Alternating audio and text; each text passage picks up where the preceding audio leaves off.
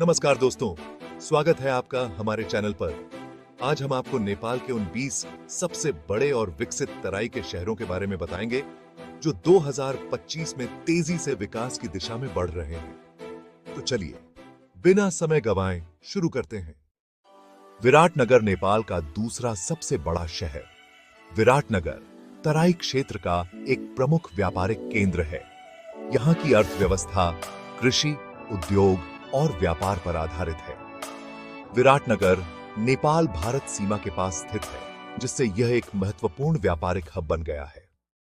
बीरगंज नेपाल का सबसे बड़ा और व्यस्ततम सीमा शुल्क शहर है। यह नेपाल और भारत के बीच व्यापार का एक अहम केंद्र है। यहाँ की विकास दर बहुत तेजी से बढ़ रही है और यहाँ कई इंडस्ट्रीज भी हैं।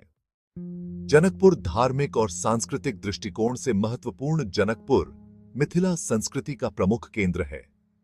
यहाँ का ऐतिहासिक मंदिर और पर्यटन स्थल इसे एक प्रमुख शहर बनाता है।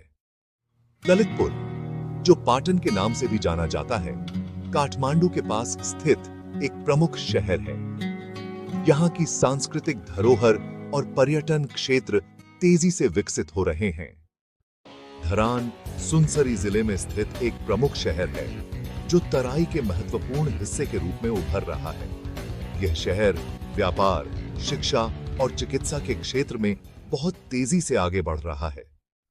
नेपालगंज पश्चिमी नेपाल का सबसे बड़ा शहर है और यहाँ की अर्थव्यवस्था कृषि, उद्योग और पर्यटन पर आधारित है।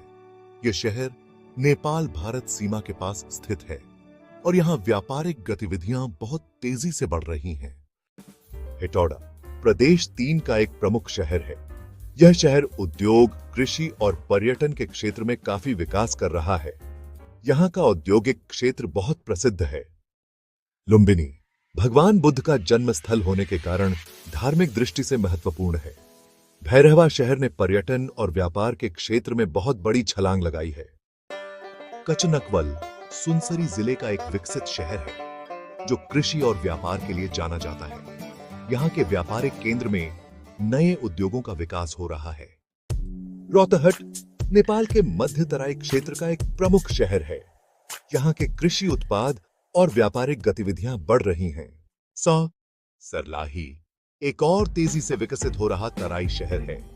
यहाँ का विकास कृषि और व्यापार पर आधारित है और यहाँ की सड़क परिवहन सुविधाएं भी बेहतरीन हैं। महेंद्रनगर कंचनपुर जिले में स्थित है और यहाँ की बढ़ती आर्थिक गतिविधियां और व्यापार इसे तराई क्षेत्र के प्रमुख शहरों में शामिल करती हैं।